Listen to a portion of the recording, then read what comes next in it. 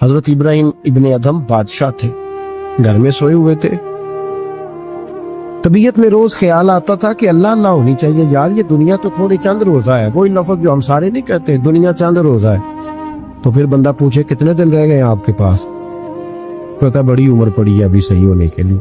हालांकि दुनिया ये रोज कहता है, और तैयारी क्या है, कहता है बड़ा टाइम पड़ा, पता नहीं कितना टाइम रह गया भाई, कौन सा स्टाम्प पेपर मिल गया।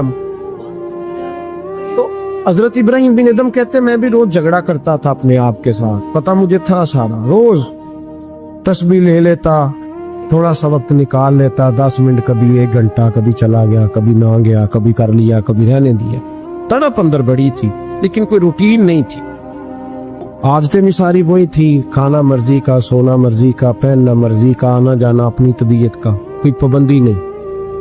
एक दिन मैं अपने ख्वाबगाह में, बादशाहों के जो महल होते थे ना, उनके अंदर जो ख्वाबगाह होती थी वो इतनी अजीब होती थी कि दूर दूर तक किसी आदमी को पैदल चलने की भी इजाजत नहीं होती कि बादशाह की नींद खराब ना हो, पैदल भी कोई नहीं चल सकता। हजरत इब्राहिम इब्ने अदम फरमाते मैं अपनी ख्वाबगाह में बेड पे लेटा हुआ था, छत पर किसी के चलने की आवाज आई। ये सीमेंट के छत तो अब आए ना, पहले सारे छत वही होते थे जिन पे बाले पड़े होते थे। तो कहते हैं किसी के चलने की आवाज आई, तो मैंने जोर से आवाज देके कहा, मैंने कहा कौन है छत, ताकत ही नहीं किसी की छत पे कोई आए। मैं लेटा था और सोच रहा था अल्लाह अल्लाह करनी चाहिए, कौन है छत पे। कहते ऊपर से एक शख्स बोला, कहने लगा इब्राहिम मेरा ऊंट गुम हो गया, ऊंट तलाश कर रहा हूं, ऊंट गुम हो गया। तो हजरत इब्राहिम इब्ने अदम फरमाने लगे तू बड़ा बेवकूफ है, ऊंट का छत पे क्या काम, छत पे ऊंट का क्या काम। तो कहते हैं वो बंदा ऊपर से बोला, कहने लगा इब्राहिम मैं नहीं बेवकूफ, बेवकूफ तो तू है। अगर छत पे ऊंट नहीं मिलता तो नरम नरम बिस्तर पे खुदा भी कोई नहीं मिलता। ये तू जहां तू तलाश कर रहा है ना कि इधर ही आ जाएगा तो बात बन जाएगी, यहाँ भी कोई नहीं मिलता। उठ, कोई पाबंदी कर, कोई अल्लाह अल्लाह कर। तू भी नरम नरम बिस्तर पे तलाश कर रहा, तोड़ इस बुत को, बाहर निकल, पता तुझे सारा है। हजरत इब्राहिम इब्ने अदम फरमाते मैं बाहर निकला, जो अपने वजीरों में से मुझे अल्लाह से ज्यादा डरने वाला लगा उसके स्पुर्द मैंने हुकूमत की, और मैंने टाट का लिबास पहना और जंगल में चला गया।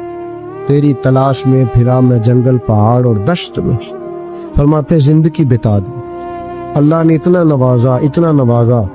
क्या फरमाते अगर मेरे मुंह से निकल जाता था ना अल्लाह दिन बड़ा गर्म हो गया है, तो आप फरमाते उसी वक्त अल्लाह बारिश अता फरमा देता।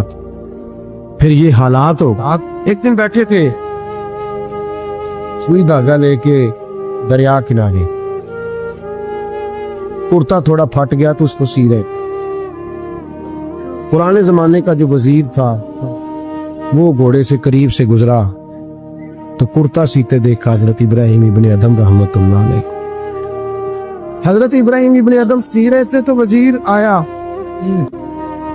देखा और देख के कहने लगा हुजूर देखे ना बाप कितने परेशान है, कुर्ता सी के देने वाला भी कोई नहीं। कितनी अच्छी बादशाही थी, आप इशारा करते थे हजारों कुर्ते आ जाते। हजरत इब्राहिम इब्ने अदम ने उसकी तरफ देखा तो जवाब कोई न दिया। दरिया किनारे बैठे थे तो वो सुई हाथ में थी, वो दरिया में डाल दी और कहने लगे और दरिया की मछलियों जरा मेरी सुई तो वापस करो। दरिया की मछलियों सुई तो दो। हर मछली अपने मुंह में एक एक सोने की सुई लेके आ गई, एक एक सोने की सुई लेके आ गई, सोने की सुई लेके आई। हजरत इब्राहिम इब्ने अदम फरमाने लगे और जाने दो, ये सोने को तो मैं लात मार के आया हूँ, मुझे मेरे वाली सुई दो, वो जो ज़ंगालूत थी। तो एक मछली वो सुई लेके आई, आपने पकड़ी और फिर देखा वजीर की तरफ, कहने लगे वो बादशाही अच्छी थी या ये बादशाही अच्छी।